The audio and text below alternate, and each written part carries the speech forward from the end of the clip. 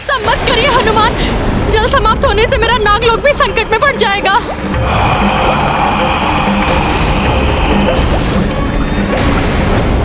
राजधर्म के निर्वहन के लिए मुझे सीता का परित्याग करना ही होगा।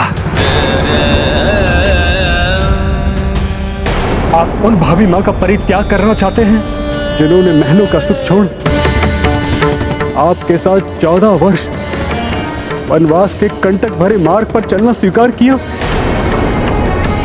अपना निर्णय वापस ले लीजिए भैया। जिन भाभी माँ ने अग्नि में प्रवेश कर अपने चरित्रवान होने का प्रमाण दिया था, उनके चरित्र पर संदेह करना अन्याय है भैया। जिन भाभी माँ के जन्म लेते ही बंजर भूमि उर्वरा बन गई, जिन माता के नाम के स्मरण मात्र से ही लोगों के पाप धुल जाते हैं, उन पवित्र देवी माता का कैसे परित्याग कर सकते हैं आप? राजधर्म और कर्तव्य की बेड़ियों में बंधा हुआ मैं सीता का परित्याग करने को विवश हूं भ्राता हूं, विवश हूं। लक्ष्मण, मैं तुम्हारी भावना समझता हूं, किंतु यदि मैं तुम्हारे स्थान पर गया तो सीता का भोला और निष्पाप मुखड़ा देखकर मैं दुर्बल पड़ जाऊंगा और अपने निर्णय से डिग जाऊंगा।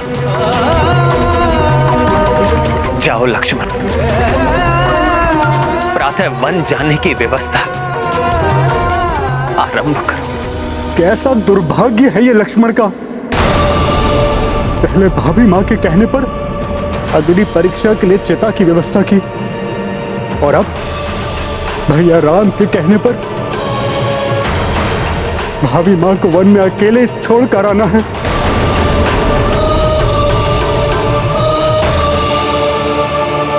नियति है ये लक्ष्मण, होनी को कोई नहीं टाल सकता। मैं भी विवश हूं।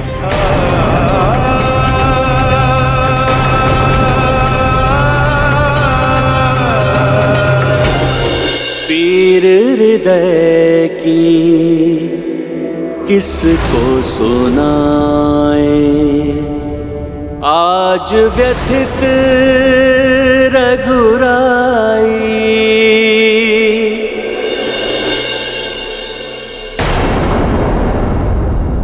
धर्म का पालन करने में अनेकों कठिनाइयों और विपत्तियों का सामना करना ही पड़ता है। जो इन कठिनाइयों और विपत्तियों का सामना करते हुए अपने पथ पर अग्रसर होता है, वही मर्यादा पुरुषोत्तम बनता है, वही राम राज्य की स्थापना करता है। आशा है हनुमान भी अपने प्रभु श्री राम की विवशता को समझकर उनकी मर्यादा को कलंकित नहीं होने देंगे।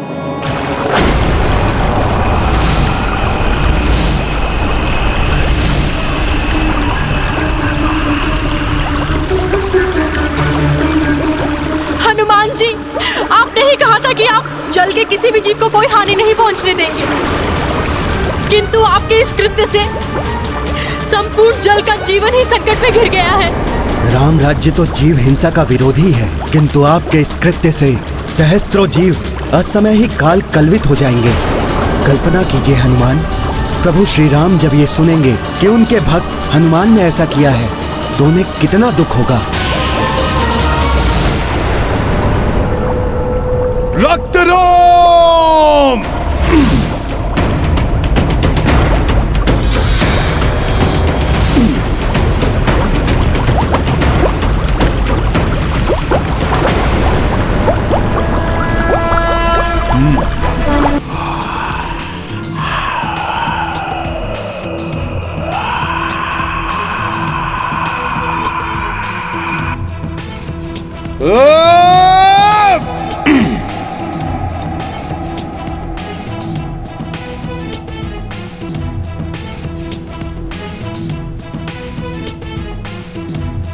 क्षमा करें समुद्रदेव, किसी जीव को हानि पहुंचाना मेरा उद्देश्य नहीं था।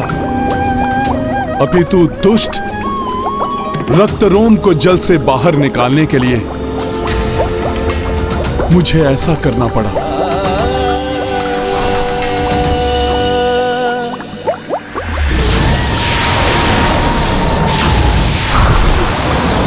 भागने का प्रयास कर रहे हो?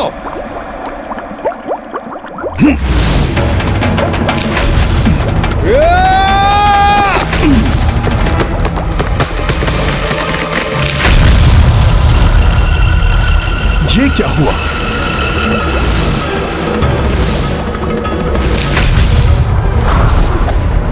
अब तुम बचकर नहीं भाग सकते रक्तरोम। जय श्री राम।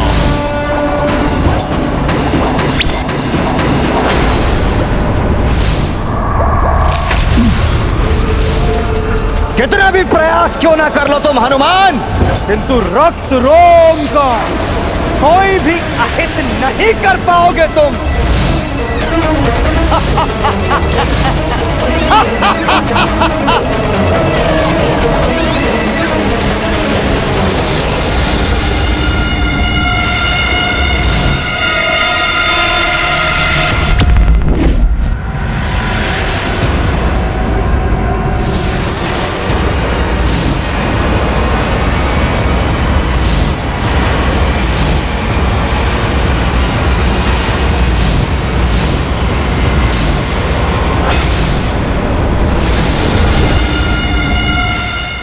ये क्या? मैं तो इसकी ओर बढ़ा भी नहीं, ये अकस्मात ही पलटकर दूसरी ओर क्यों चला गया? इसकी छाया मेरे निकट आ गई थी, कदाचित इसीलिए इसे पलटना पड़ा, अर्थात इसकी छाया। रक्तरोम, अधर्मी कितना भी बलवान हो, बचने के लिए कितने भी उपाय कर ले, किंतु अंत में उसे धर्म एवं अच्छाई के सम्मुख परास्त होना ही पड़ता है। सखा,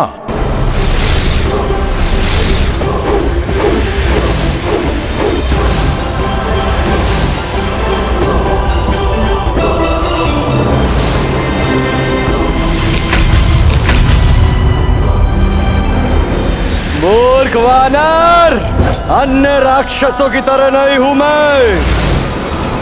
रक्त रोम हूं मैं, अमर हूं मैं। तुम चाहे कुछ भी क्यों ना कर लो, किंतु इस बार विजय अधर्म की होगी। ये रक्त रोम सबको करेगा हो।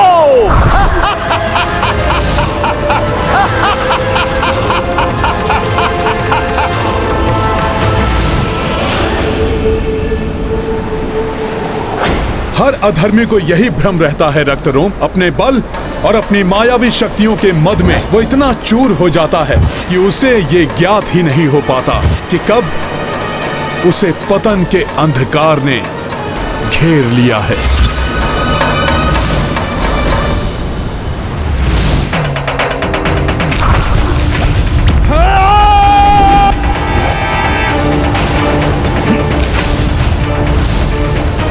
छोड़ दे मुझे वानर, मैं तुझे छोड़ूंगा ना।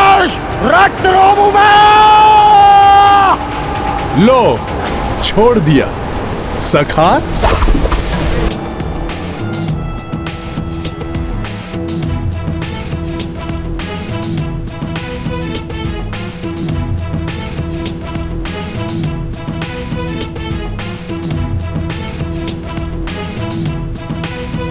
अब हुआ ये दुष्ट निर्बल, अर्थात इसके प्राण इसकी प्रतिछाया में ही हैं। रक्तरोम, बहुत मूर्ख होते हैं तुम्हारे जैसे राक्षस, जो अपने मृत पूर्वजों के दुष्परिणाम से भी शिक्षा नहीं लेते। स्वयं को बड़ा मायावी समझने वाले रक्तरोम, तुम्हारी भी अब वही गति होगी जो तुम्हारे पूर्वजों की हुई थी। जय श्री राम।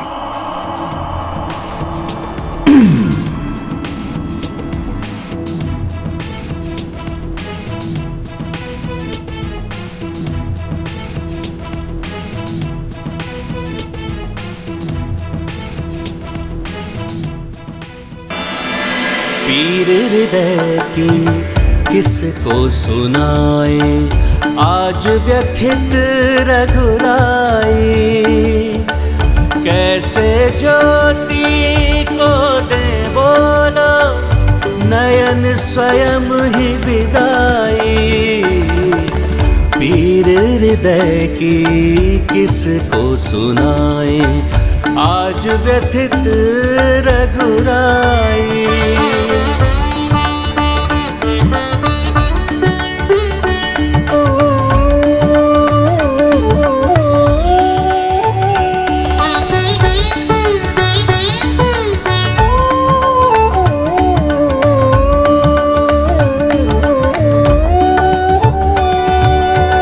सारे सुखों से संबंधों से धर्म बड़ा है माना।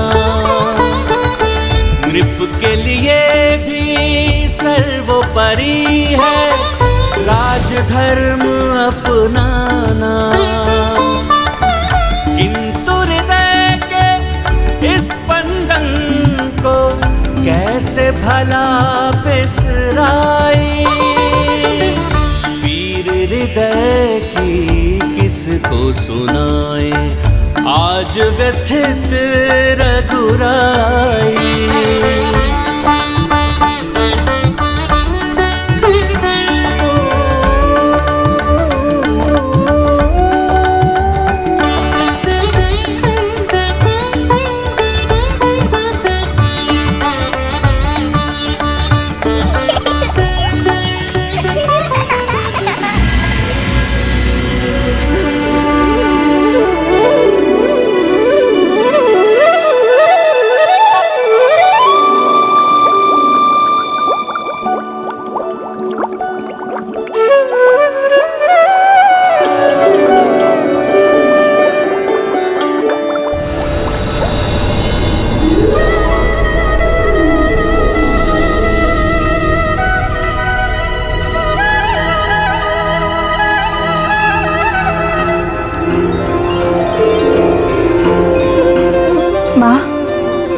मुझे मातृत्व का सुख प्राप्त होगा और रघुनंदन को पिता का।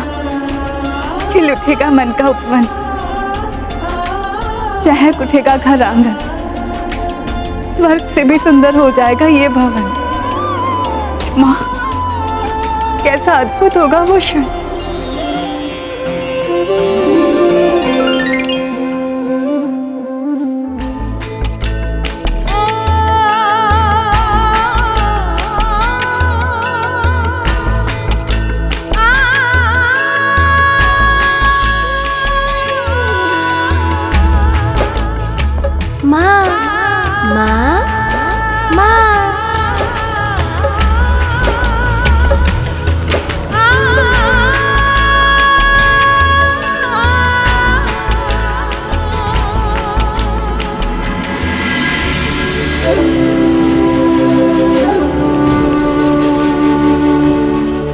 अकस्मात ही ये पुष्प मेरे रघुनंदन, मेरे प्रियतम, अपनी प्रिय के मन की बात समझ गया। स्वामी, आपको चित्रकूट के समीप का वन स्मरण है? मुझे वहां जाकर निर्मल पावन गंगा जल का पान करने की अत्यंत उत्कंठ इच्छा है मेरी। आपकी किसी भी इच्छा को मैं कैसे मना कर सकता हूँ वैदेही। आपकी इच्छा यदि वहां जाने की है तो आप वहां अवश्य जाएंगे। मैं शीघ्र ही व्यवस्था करूंगा। ये पुष्प संकेत है कि रघुनंदन ने मुझे जो वन में ले जाने का वचन दिया था वो शीघ्र ही पूर्ण करने वाले हैं।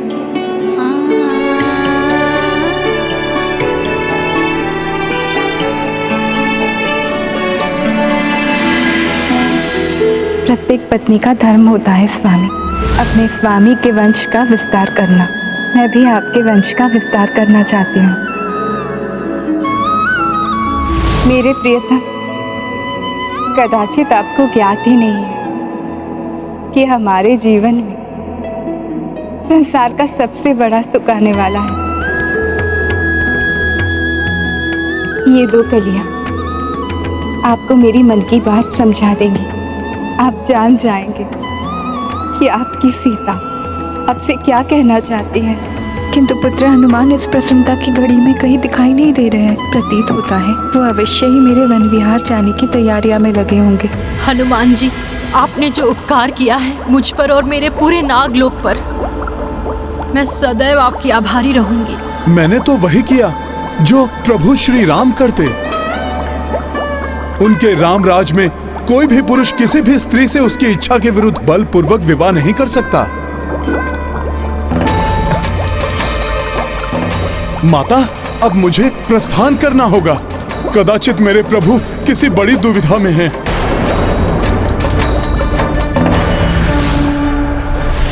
मुझे ऐसा क्यों प्रतीत हो रहा है कि मुझे इस समय अयोध्या में होना चाहिए था। ना जाने क्या होगा जब अपनी माता सीता के दुलारे हनुमान अयोध्या पहुंचेंगे।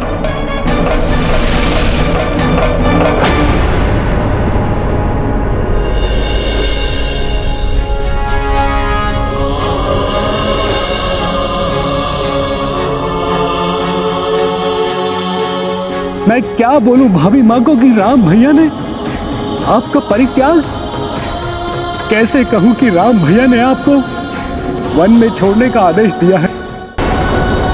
नियति है ये लक्ष्मण, होने को कोई नहीं टाल सकता। मैं भी विवश हूँ। भाभी माँ। हाँ लक्ष्मण भैया, कहिए।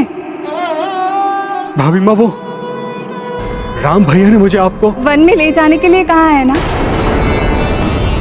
हाँ भाभी माँ,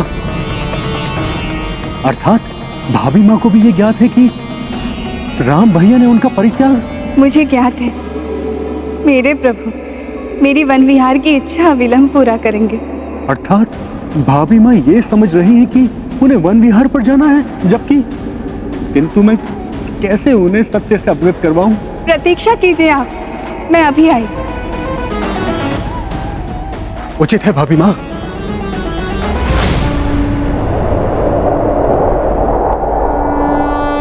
आज मेरा मन इतना अधिक विचलित क्यों हो रहा है? कहीं प्रभु श्री राम या माता सीता? नहीं नहीं, आशा है कि दोनों सकुशल होंगे।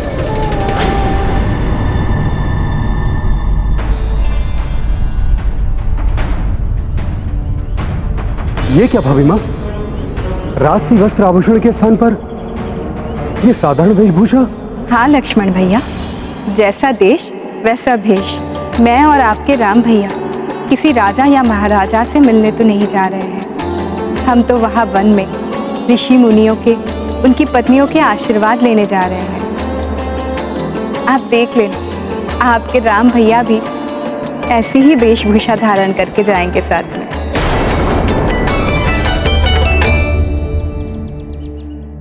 क्षमा करे भाभी माँ,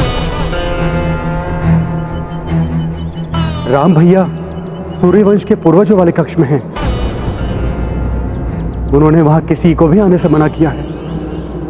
हो सकता है स्वामी बाद में वन में आकर मुझे आश्चर्य में डालने को सोच रहे हो। भाभी माँ, प्रस्थान का मुहूर्त हो गया है, चले हम। किंतु स्वामी से आशीर्वाद लिए बिना मैं कैसे कहीं जा सकती हूँ? मैं पूर्वजों वाले कक्ष से होकर आती हूँ। किंतु भाभी माँ,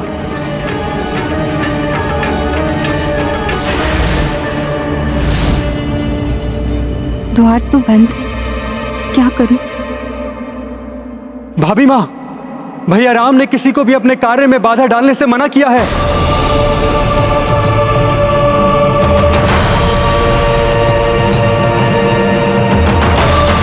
कैसे रोकूं भाभी माँ को? किंतु यदि राम भैया भाभी माँ का श्रीमुख देख लेंगे तो वो स्वयं ही भाभी माँ का परित्याग करने का विचार छोड़ देंगे।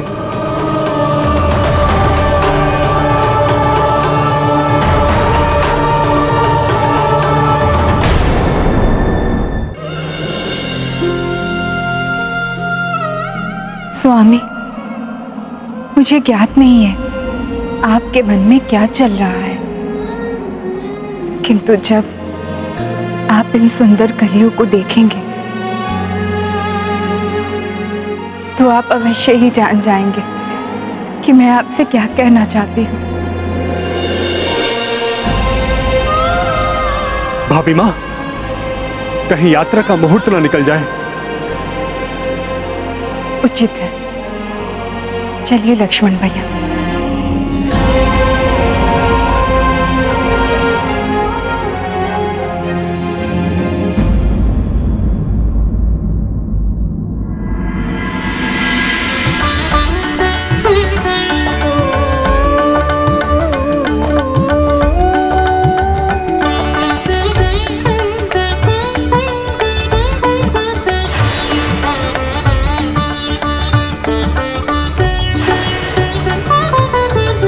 पतिव्रत का जीवन भर सीता करती आई पालन,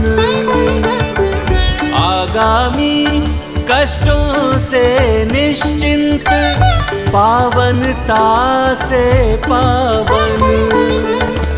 किंतु परे अब राम से होगी राम की ही परछाई, वीर हृदय की किसको सुनाए आज व्यथित रघुराई।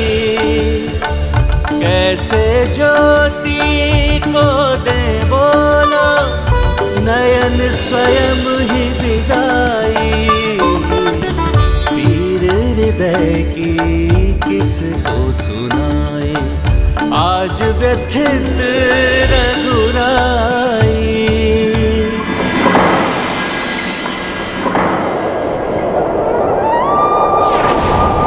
सीते,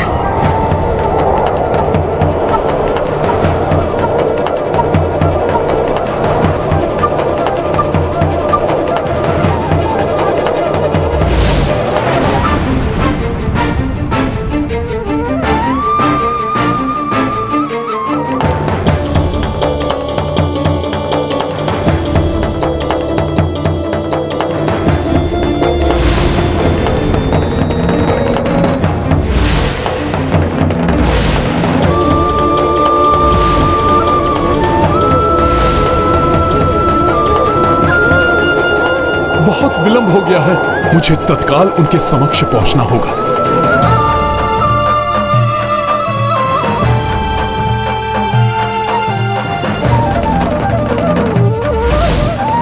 बड़ा उत्तरदायित्व व्यक्ति को निजी स्वार्थ से ऊपर उठकर कठोर निर्णय लेने पर बाध्य करता है।